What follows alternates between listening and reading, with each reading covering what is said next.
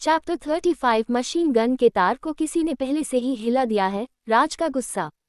दूसरी तरफ क्लब में वीर ने बीच में ही उसकी बात काटते हुए अपनी भयानक और दहशत पैदा करने वाली आवाज में बोला, अंडस्को बहरी हो क्या? एक बार कहा मेरे तुम्हें सुनाई नहीं दिया?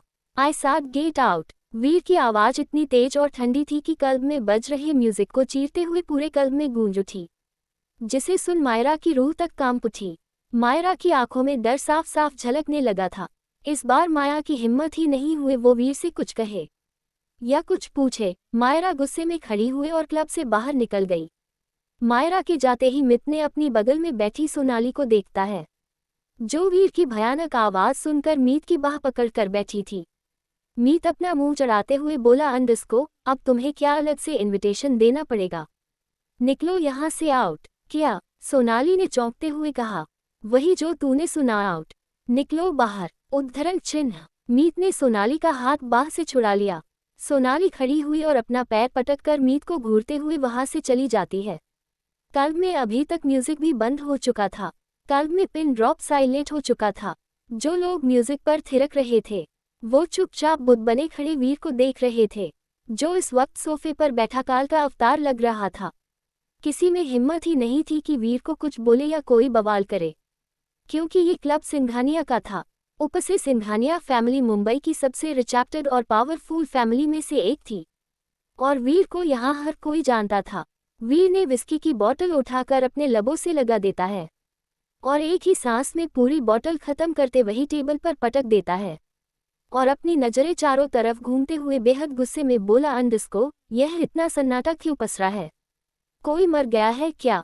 या फिर किसी की 13वीं में आए हो जो ऐसे बुत बने खड़े हो? म्यूजिक चलाओ। वीर के बेहद गुस्से वाली आवाज सुनते ही डीजे वालों ने म्यूजिक स्टार्ट कर देता है। सारे लोग वापस मस्ती में झूमने लगे थे। यार वीर शांत हो जा, इतना गुस्सा क्यों कर रहा है? अंडस्को जय ने वीर के कंधे पर हाथ रखते हुए कहा। वीर ने कुछ नहीं कहा और अभी भी गुस्से में शराब पिए जा रहा था, पर उसका गुस्सा कम होने का नाम ही नहीं ले रहा था। जय चुपचाप वीर को देख रहा था और मीत जय के बगल में बैठा बैठा वीर को उल्लू की तरह ताड़ रहा था। मित वीर को देखते हुए एक तरफ से झुकाकर जय के कान ने धीरे से फुसफुसाया, अंडस्को यार जय इसे क्या हुआ है? अभी तक तो ठीक था, अचानक धड़कन का नाम सुनते ही ये भड़क क्यों गया? पता नहीं क्यों जय, पर मुझे पक्का कुछ दाल में कला लग रहा है। तभी ये आग उगलने वाला डायनासोर बन के बैठा है। उद्धरण चिन्ह। जय ने घूर कर मीत को देखता है।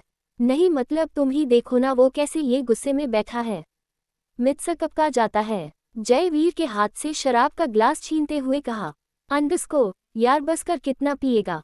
तुमने तो धड़कन को पूरे कॉलेज के सामने जलील किया है। तुमने अपनी मन की मुराद पूरी करी ना, तो तुम्हें खुश होना चाहिए था। तो फिर ये किस बात का गुस्सा है? उद्धरण चिन्ह। जब तक वो गवार यहाँ है मैं खुश नहीं रह सकता हूँ जय। वीर ने जय के हाथ से ग्लास वापस छीनकर एक ही सांस में पी जाता है। खुश नहीं रह सकता है? क्या मतलब है वीर? तू कहना क्या चाहता है? सवालिया निगाहों से वीर को देखते हुए कहा, ये सब उस गवार की वजह से हुआ है। उसकी वजह से आज मैंने मायरा पर खामखा गुस्सा कर दिया। अंडस्को वीर अपने दांत पिसते हुए बोला। अब उसने क्या किया है? जय ने नॉर्मल टोन में कहा, क्या किया है? सब उसकी वजह से हुआ है। आज उसी की वजह से मैं 3-4 दिन तक किसी लड़की के करीब नहीं जा सकता हूँ, सिर्फ और सिर्फ उसकी वजह से। वीर ने अपने दांत किटकिटाते हुए कहा, क्या लड़की के करीब नहीं जा सकता है? मतलब वीर तू क्या बोले जा रहा है? मुझे कुछ समझ में नहीं आ रहा है। देख वीर, बात को ऐसे गोल गोल घुमाकर मुझे इरिटेट मत कर। जो भी कहना है साफ साफ कह। अब तू बताएगा भी कि हुआ क्या है? जय ने इरिटेट होकर कहा। वीर एक नज़र जय को देखता है और फिर मीत को देखता है, जो चेहरे पर क्यूरियोसिटी वाले एक्सप्रेशन लेकर वीर को देख रहे थे। वीर एक गहरी सांस लेता है और कल रात उसके और धड़कन के बीच जो कुछ भी हुआ वो सब बता देता है। वीर की बातें सुनकर जय और मीत दोनों दंग रह जाते हैं और मुंह हैरानी से खुला का खुला रह जाता है। जैसे ही वीर की बातें खत्म होती है, जय और मीत दोनों पागलों की तरह ठहाके लगा लगा कर हंसने लगते हैं। अंडस्को लाइक सीरियसली वीर, तू सच कह रहा है? क्या सच में उसने तेरे फ्यूज के तार को हिला दिया है? ये तो कमाल ही हो गया। क्या लड़की है यार, मजा ही आ गया। द ग्रेट वीर सिंघानिया, जो हर एक रात एक नई लड़की की बाहों में गुजारता है। वो वीर सिंघानिया 3 दिन तक किसी लड़की के करीब नहीं जा सकता है। ये तो कमाल ही हो गया। मैं तो कहता हूँ तू उसे बदला बदला लेना छोड़ दे वीर, और उसे 10 कदम की दूरी बना ले, वरना किसी दिन उसने गुस्से में आकर कहीं तेरा फ्यूज ही न उड़ा दे। फिर देखते रहना लड़कियों को लार टपकाते हुए। ये बोल मीत वापस सोफे पर लेटकर हंसने लगता है। वीर गुस्से में घूरते हुए मीत को देखता है। वीर की गुस्से वाली नजरों को देखकर मित सकपका जाता है और जल्दी से अपने मुंह पर हाथ रख देता है। पर उसे अभी भी बहुत हंसी आ रही थी। उसी क्लब के एक टेबल पर बैठी एक लड़की वो वीर को कब से अपनी हवस भरी नजरों से देख रही थी। वो अदाओं के साथ चलकर उन तीनों के पास आती है और वीर के बगल में बैठ जाती है। जय, मीत और वीर तीनों उस लड़की को देखते हैं जो वीर की ब्रॉड चेस्ट पर अपनी नजरें गड़ाए लार टपका रही थी, जो हमेशा से शर्तीत की 3 बटन खुले होने से दिखती थी। वो लड़की धीरे से अपनी हाथ को वीर की चेस्ट पर रखकर उसे सेक्सुअल तरीके से छूते हुए अपनी सेक्सी आवाज में बोली, अंडरस्को हाय हॉटी, आज रात क्या तुम मेरे साथ बिताना चाहते हो? ट्रस्ट मी, मैं तुमने निराश नहीं करूंगी। उद्धरण चिन्ह। वीर उस लड़की को कुछ कहना चाहा, उसे पहले ही मीत बीच में टपक पड़ा, अंडरस्को कोई फायदा नहीं है, तुम उसे निराश नहीं करेगी, पर वो तुझे जरूर निराश करेगा। उद्धरण चिन्ह। क्या मतलब है? वो लड़की कंफ्यूज नजरों से मित को देखते हुए बोली, मतलब ये कि तुम यहाँ जिस मशीन गन का मजा लेने आए हो ना, उस मशीन गन की तार को किसी ने पहले से ही हिला दिया है। तब वो मशीन गन 3-4 दिन तक नहीं चलने वाली है। ये बोल मित वापस ठहाके मारकर हंसने लगता है और साथ में जय भी अपना मुंह दबाकर हंसने लगता है। साले तू पिटेगा, अंडरस्को, वीर ने गुस्से में कहा और उस लड़की की तरह देखता है जो मीत को अजीब नजरों से देख रही थी। वीर उस लड़की की कमर पर हाथ रखकर उसे खुद से चिपका देता है, तो वो लड़की भी अपनी दोनों बाहें वीर के गले में डाल देती है और वीर को अपनी हवास भरी नजरों से देखने लगती है। वीर ने उस लड़की के गाल पर हाथ फेरते हुए बेहद इंटेंस वॉइस में कहा, अंडरस्को सॉरी बेबी, आज रात में तुम्हारे साथ नहीं आ सकता हूँ, वो आज मेरा मूड नहीं है, पर अगली बार पक्का तुम्हें जन्नत की शेर कराऊंगा। उद्धरण चिन्ह। ओके बेबी, वो लड़की अपना मुंह लटकाए कहती है और वहां से चली जाती है। मल्होत्रा हाउस। राज अभी जिम में था। अब तक राज पसीने से भीग चुका था। राज ने इस वक्त सिर्फ एक लोवर पहनी थी और ऊपर शर्ट लेस था, जिस वजह से उसका कशा हुआ जिस्म उभर कर आ रहा था, जिस वजह से राज कुछ ज्यादा ही हैंडसम और हॉट नजर आ रहा था। आंखें लाल थी, जिसमें दुनिया जहां का गुस्सा भरा पड़ा था, जिसे काम करने के लिए वो गुस्से में पंचिंग बैग पर मुंह के बरसाए जा रहा था, पर उसका गुस्सा था कम होने का नाम ही नहीं ले रहा था, जिस वजह से वो और गुस्से में उस पंचिंग बैग को हिट कर रहा था। थोड़ी देर बाद जिम का दरवाजा खुलता है और राशि अपने हाथ में जूस का ग्लास लेकर अंदर आती है। मॉम आप यहाँ। और इस वक्त राज एक नज़र जिम के दरवाजे से अंदर आती हुई राशि को देख पंचिंग बैग को हिट करते हुए ही कहा, जब तुम बिन टाइम के जिम में हो सकते हो तो मैं क्यों नहीं? राशि ने चेहरे पर हल्की मुस्कान लिए कहा और जूस का ग्लास टेबल पर रखकर राज की तरफ बढ़ जाती है। अब बता बात क्या है? तू बिना वजह ऐसे तो कभी गुस्सा नहीं होता है, अंडरस्को, राशि ने पंचिंग बैग को पकड़ते हुए कहा। राज कुछ पल रुककर राशि को देखता रहा और कोई भी जवाब दिए बिना जाकर सोफे पर बैठ जाता है और हाथ में बंदी पट्टियों को खोलने लगता है। राशि राज के बगल में बैठ जाती है और राज के बालों में हाथ घुमाते हुए बोली, अंडरस्को, अब बोलेगा भी कि हुआ क्या है और तू इतना गुस्से में क्यों है? उद्धरण चिन्ह। राज कुछ पल राशि को देखता है और अपना सर राशि की गोद में रखकर सोफे पर लेट जाता है। राशि बिना किसी भाव के राज को देखती रहती है। राज ने राशि को देखा और उसका हाथ पकड़ कर कहा, अंडरस्को, आज फिर उस वीर ने उसे हट किया है मॉम। पता है आपको वो कितना रो रही थी? उद्धरण चिन्ह। राशि बड़े गौर से राज के चेहरे को देख रही थी, जिस पर धड़कन के लिए फिक्र साफ साफ झलक रही थी। मॉम, जब वो रोती है ना तो मेरा दिल पसीज जाता है, और आज उस वीर सिंघानिया ने उसे फिर रुलाया है। मेरा मन कर रहा था कि उस वीर को जाके जान से मार दूं। मार दूं क्या मॉम? बोलो ना, मार दूं क्या? राज ने ये बात कुछ अलग ही अंदाज में कही थी। अब तक जो राज की आंखों में धड़कन के लिए फिक्र दिखाई दे रही थी, अब उसी आंखों में कुछ अलग ही पागलपन झलकने लगा था, जिसे देखकर राशि के चेहरे पर परेशानी वाले भाव उभर कर आ चुके थे। हाँ हाँ बेटा, मार देना, पर पहले ये तो बता कि तू वीर को मरना क्यों चाहता है? क्या इसलिए कि वीर ने धड़कन को हट किया? या फिर तू धड़कन से प्यार करने लगा है? इस वजह से राशि ने राज का ध्यान भटकाने के मकसद से कहा, और हुआ भी ऐसा ही। प्यार शब्द सुनते ही राज एकदम से नॉर्मल हो चुका था। वो राशि की कमर में हाथ लपेटकर अपना मुंह राशि की पेट में छुपा लेता है। को पता नहीं मॉम मुझे धड़कन से प्यार हुआ है या नहीं, पर वो वीर जब भी उसे तंग करता है मुझे बिल्कुल पसंद नहीं आता है। मन करता है उस वीर को जान से मार दूं। राज ने इस बार नॉर्मल टोन में कहा। अच्छा, तो तुम्हें नहीं पता है कि तुम धड़कन से प्यार करते हो या नहीं? राशि जी ने थोड़ा हंसकर बोला। राज ने अपना चेहरा छुपाए ना में सर हिला देता है। राज की इस हरकत पर राशि हंसने लगती है। तो पहले तुम ये पक्का कर लो कि तुम धड़कन को सिर्फ पसंद करते हो या प्यार, फिर आराम से इस वीर को मार देना। मैं नहीं रुकूंगी, ठीक है? अब चल उठ जा और ये जूस पीने, मैंने स्पेशियस तेरे लिए बना के लाई हूँ। राशि ने प्यार से कहा। मॉम ये पीना जरूरी है क्या? राज मुंह बिगाड़ते हुए कहा। हाँ बहुत जरूरी है, समझे? अब उठ और इसे पी ले।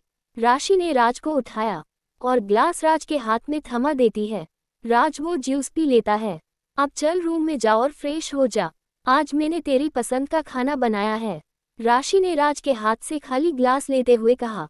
राज सर हाँ में हिला देता है तो राशि प्यार से राज के गाल पर हाथ रखकर वहां से बाहर निकल जाती है। बाहर निकलते ही राशि के चेहरे पर जो मुस्कान थी वो गायब हो जाती है और उसकी जगह परेशानी के भाव उभर आते हैं। राशि मुड़कर जिम के बंद दरवाजे को देखती है और वहां से किचन की तरह चली जाती है। चैप्टर 36 राशि की परेशानी, वीर की जलन। मल्होत्रा हाउस। राशि किचन से निकलकर सीधा अपने कमरे में चली जाती है। कमरे में देखती है जहां सोफे पर नीरव जी बैठे थे और लैपटॉप पर कुछ काम कर रहे थे। राशि उसके पास चली जाती है और बगल में बैठकर थोड़ा परेशानी होकर बोली, को सुनिए। नीरव जी ने लैपटॉप पर अपनी नजरें गड़ाए हुए कहा। आज कितने सालों बाद राज में मैंने वो झलक वापस देखी है। मुझे डर लग रहा है, कहीं मेरा बेटा फिर से। आप समझ रहे हो ना मैं क्या कहना चाहती हूँ? आप कहो तो क्या मैं उसे भी राज के साथ उसी कॉलेज में भेज दूँ? देखिए मुझे कुछ ठीक नहीं लग रहा है, इसलिए कह रही हूँ। उद्धरण चिन्ह। नीरव ने लैपटॉप से नजरें हटाकर राशि जी को देखता है, जिसके चेहरे पर इस वक्त परेशानी और घबराहट दोनों के मिले जुले भाव साफ साफ नजर आ रहे थे, और उसे कम करने के लिए राशि अपने साड़ी के पल्लू के किनारे की उंगली से उलझाकर उसे बार बार मरोड़ रही थी। नीरव जी ने लैपटॉप बंद किया और राशि के हाथ पर हाथ रखते हुए कहा, को पहले तो तुम ऐसे नर्वस होना बंद करो और सही सही बताओ बात क्या है, तुम ऐसे परेशान क्यों हो? उद्धरण चिन्ह। वो आज भी राज गुस्से में कॉलेज से वापस घर आ चुका है और अपने गुस्से को कम करने के लिए वो जिम में पंचिंग बैग पर अपना गुस्सा उतार रहा था। पंचिंग बैग पर गुस्सा उतार रहा था, पर क्यों? नीरव ने राशि जी से पूछा। नीरव जी के इस सवाल पर राशि कुछ पल उसे खामोशी से देखती रही, फिर हिम्मत करके बोली, को वो राज के कॉलेज में एक लड़की है धड़कन। हाँ तो? नीरव जी बीच में ही बोल पड़े और सावलिया नजरों से राशि को देखने लगे। राशि कुछ वक्त नीरव जी की आंखों में देखती रही और एक गहरी सांसें लेकर बोली, को राज शायद इस लड़की को चाहने लगा है। उद्धरण चिन्ह। व्हाट? नीरव जी चौंकते हुए बोले और राशि का हाथ छोड़ते हुए एकदम से सोफे से खड़े हो गए। ये तुम क्या कह रही हो राशि? तुम जानती हो ना राज क्या है और कैसा है? फिर भी क्या राज ने तुम्हें कहा कि वो उस लड़की को पसंद करता है? नीरव जी ने परेशान होते हुए कहा। नहीं, अभी तक तो नहीं, क्योंकि वो खुद अपनी फीलिंग से अनजान है। उसे खुद समझने नहीं आ रहा है कि वो उसे प्यार करने लगा है या फिर पसंद करता है। राशि जी ने नीरव जी के सामने आकर खड़े होते हुए कहा। तब तो अच्छा है, उसे इसी कॉन्फ्यूजन में रहने दीजिए, क्योंकि वो अपनी फीलिंग को लेकर श्योर हो गया ना तो प्रॉब्लम हो जाएगी, और तुम तो जानती हो ऐसा हुआ तो वो क्या कर सकता है। नीरव ने चिंता भरे लहजे में कहा। पर आज मैंने उसकी एक झलक देखी है जो नहीं दिखनी चाहिए थी, इसीलिए कह रही हूँ। मैं उसे भी बुलाकर राज के कॉलेज में ही एडमिशन दे देती हूँ। घर में तो मैं किसी भी तरह उसका ख्याल रख सकती हूँ, पर बाहर हर जगह में उसके साथ तो नहीं रह सकती हूँ ना। तो मैं सोच रही थी वो उसके साथ हर वक्त रहेगा। आप क्या कहते हो? राशि ने कहा। अभी नहीं राशि, अभी राज को ऐसे ही रहने दो। उसे जरा सा भी भनक लगी कि हमने उसका ध्यान रखने के लिए उसे यहाँ उसके साथ एडमिशन करवाया है तो वो बवाल मचा देगा। तुम तो जानती हो उसे अकेला रहना पसंद है, इसीलिए आज तक उसका कोई दोस्त नहीं है। वक्त आने पर हम उसे राज के साथ भेज देंगे, नीरव ने राशि को समझाते हुए कहा। राशि सर हमें हिला देती है। अच्छा सुनो, लंच रेडी है, आप नीचे आ जाए, राज भी आता ही होगा, राशि ने कहा। नीरव जी ने जवाब दिया। राशि कमरे से बाहर निकल जाती है। नीरव राशि को जाते हुए देखता रहता है। राशि के जाते ही नीरव जी खुद से बोले, अंडरस्को चाहे कुछ भी हो जाए पर राज को इस लड़की से प्यार नहीं होना चाहिए। उसी में उस लड़की और राज की भलाई है, वरना पता नहीं राज क्या ही बवाल खड़ा करेगा। इस वक्त नीरव जी के चेहरे पर परेशानी की लकीरें उभर चुकी थीं। अगले दिन सिंघानिया इंटरनेशनल कॉलेज। माया और धड़कन दोनों कॉलेज पहुंचे तो हमेशा की तरफ काव्या उन दोनों का गेट पर ही इंतजार करती हुए दिखाई दी। दोनों काव्या के पास आकर एक साथ बोली, अंडरस्को good morning Kavya. Good morning, Kavya ने प्यार से जवाब दिया। तीनों कॉलेज के अंदर चले जाते हैं, जहां थोड़ी दूर जाकर उन तीनों को वीर और उसकी गैंग दिखती है, जो हमेशा की तरह अपनी पुरानी वाली जगह पर खड़ी थी और हमेशा की तरह वही काम करती हुए नजर आई, वही नए स्टूडेंट की रैगिंग करना। कॉलेज स्टार्ट होकर 2 मंथ से ज्यादा वक्त हो चुका था, फिर भी ये लोग अपनी हरकतों से बाज नहीं आते थे और कॉलेज का डीन वीर की वजह से उन लोगों को कुछ कहता भी नहीं था। कॉलेज के कई सारे स्टूडेंट ने वीर और उसकी गैंग के खिलाफ डीन से शिकायत करी थी, पर वीर डीन को भारी रकम देता, अगर डीन पैसे लेने से इनकार करता तो उसे नौकरी छीनने की धमकी देता था, जिस वजह से डीन अपना मुंह बंद कर देता था।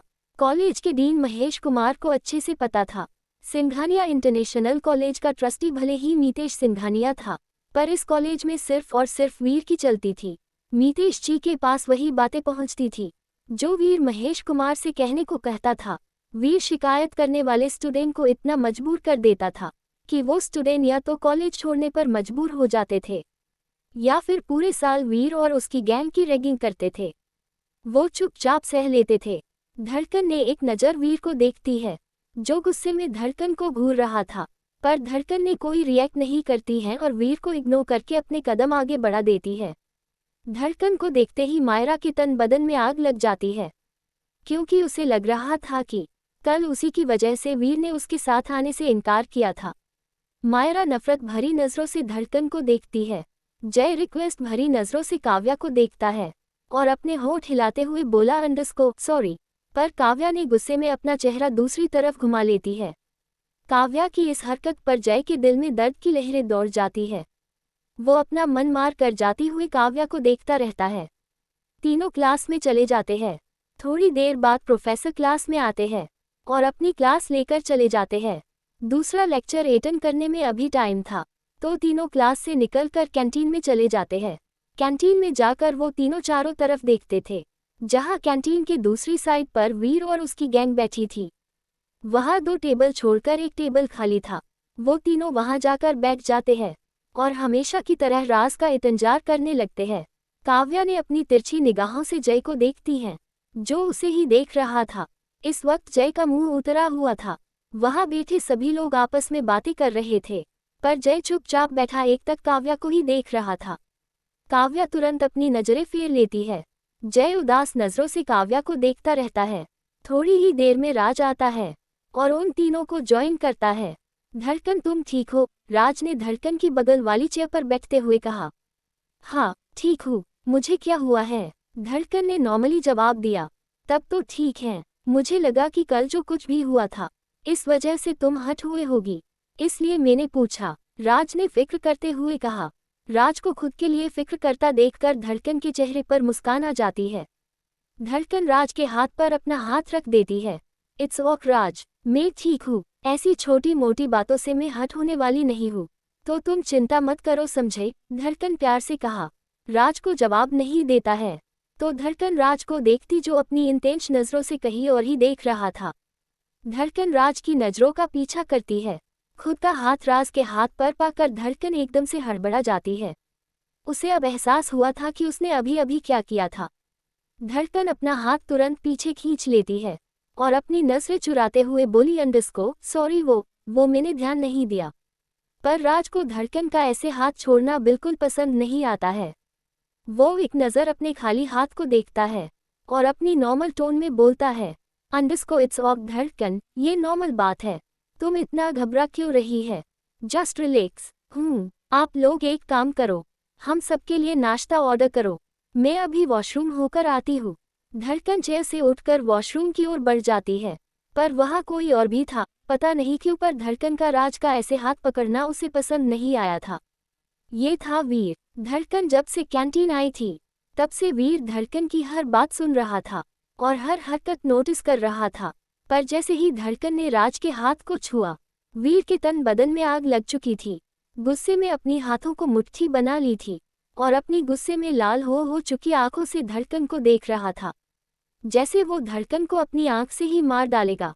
पर धड़कन के जाते ही वीर, जो अब तक गुस्से में बैठा था, अब उसके चेहरे पर डेविल एक्सप्रेशन आ जाते हैं, तो वही मायरा के होठों पर जहरीली मुस्कान आ जाती है। आगे जारी है।